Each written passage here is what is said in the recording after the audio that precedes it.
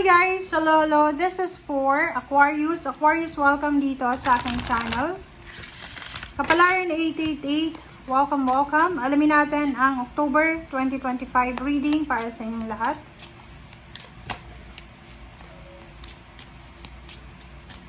Okay, so please connect your intuition guys sa lahat ng baraha na lalabas dito sa inyong mga readings. Okay, Polar Bear, Nurture and Conservation. Wow. Kinakailangan mo daw magkaroon ng conscious na choices.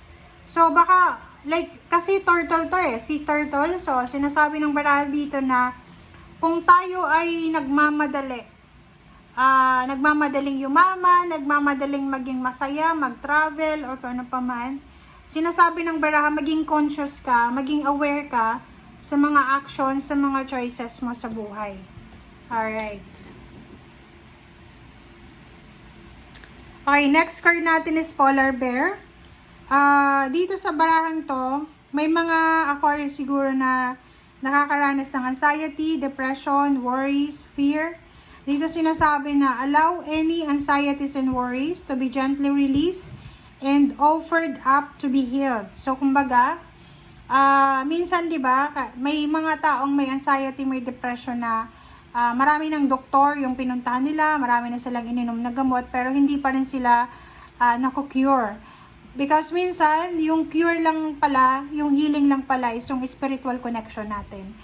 Dito sinasabi na hayaan mo yung anxieties and worries mo na maalis na siya, and offer it to God, offer it to the universe para magkaroon na ng healing. Alright, thank you.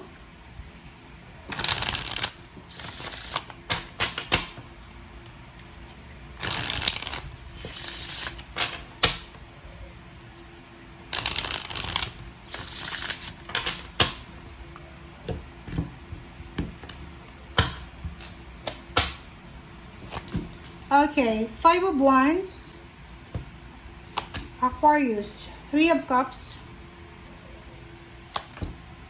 Magician, 9 of Coins, and Page of Wands, Temperance, Tower, diba? High Priestess. Ang ganda ng baraha mo, Aquarius. Aquarius, sinasabi ng baraha sa'yo dito na para daw maayos na, kumbaga, para matapos na yung mga away. Maybe you are having emotional defeat, parang opposition. Maybe pamilya, may mga away gulo sa pamilya, relationship, sa in-laws kung may asawa ka na. Or kung sa trabaho man to, or sa kapitbahay, sa kakilala. Sinasabi ng barahan na to na yung opposition na yan, yung mental conflict and the conflict itself, ay natural yan. Lahat tayo dito sa mundo, magkakaiba tayo ng pinanggalingan, magkakaiba tayo ng mentality, so kahit nga magkakapatid nag-aaway-away, isa lang yung magulang. So, wag tayong masyadong padadala dito sa 5 of Wands na to. Kasi minsan, ang daming away-gulo na nagtatagal siya ng dekada. Which is, kung magiging wise tayo, Aquarius, lalo na kung family member na yan, kung nag-aaway yung mga magkakapatid, mag-iina, hindi natin pwedeng patagalin yun Kasi hindi naman lahat, like yung parents, hindi naman yun magtatagal sa mundo. So, kung aawayan yung parents, yung magulang, yung tatay, tapos hihintayin mo yung parents mo na siya yung magre-reach out sa'yo, baka malaman mo, wala na sila, hindi mo pa rin sila napapatawad. So, 3 of Cups, sinasabi ng barahan na you need to prioritize your own happiness. You need to prioritize yourself, your family. You need to protect your emotion. You need to protect your family. Sinasabi ng baraha dito na isang unexpected na forgiveness, reconciliation, isang unexpected na pagtitipon, reunion, ang posibleng mangyari. There's a good news. There's incoming lump sum of money, wealth, diba? Prosperity. Nakikita natin dito na sa isang okasyon, sa isang gathering, sa isang, like, awarding ceremony or kung ano pa man, sinasabi ng baraha sa'yo na posibleng dyan sa gatherings na yan, ay posibleng makatagpo ka ng isang unexpected na tao na pwedeng siya ang makatulong sa'yo. This is positive energy. Makakatulong siya sa'yo para makuha mo yung wealth and prosperity. Kung may mga tao dyan sa paligid mo, Aquarius, na parang hindi naman natin yun maiiwasan eh. May mga taong mapanghasar, mahilig mag-post ng negative, mahilig magparinig. You need to be patient. Okay? Balansehin natin yung sitwasyon. Kasi minsan, di ba, minsan yung mga parinig yan, mga post sa social media, hindi naman para sa atin. But since sensitive tayo minsan, parang akala natin, sinasalo natin sa atin yun, which is hindi yun. So, para maiwasan natin yung distraction, yung pagbagsak ng foundation mo, makinig tayo sa sinasabi ng iyong intuition, and stay away, detach yourself from any negativity, from any drama, na pwedeng mag-cause ng worries and anxiety. 8 of Cups, diba?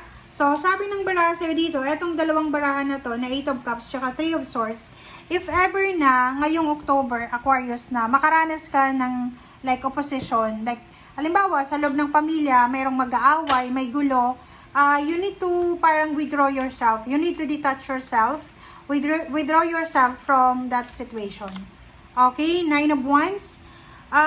Ihanda mo rin yung sarili mo, Aquarius, kasi possible na sobrang pagod na pagod, puyat na puyat ka ngayong October na to. There's a Capricorn energy here na sigurong nakakapagod siyang kasama sa bahay, kapartner sa buhay, or kung ano man yan, na devil na yan. 7 of Wands, sinasabi ng baraha sa'yo dito na you need to protect your relationship. You need to protect your health. You need to protect your family. You need to protect what's important sa'yo. Sinasabi ng baraha sa'yo na isang exciting na encounter ang posibleng mangyari sa'yo between you and someone na meron kang sama ng loob. And Queen of Cups, sinasabi ng baraha sa'yo na may maaayos na relationship. May maaayos na relationship, may maaayos na trabaho, may maaayos na like legalities, meron ditong kakalma, okay? Meron din ditong like yun, relationship healing, merong financial healing, spiritual healing, meron ditong kumbaga, yung halimbawa na pagod ka na sa trabaho, possible na by the month of October, November, December, magkakaroon ka ng chance or pagkakataon para makapagpahinga, makapagbakasyon, para makapag-rest and rejuvenate or makapag-relax. Okay? Thank you guys for watching. Bye!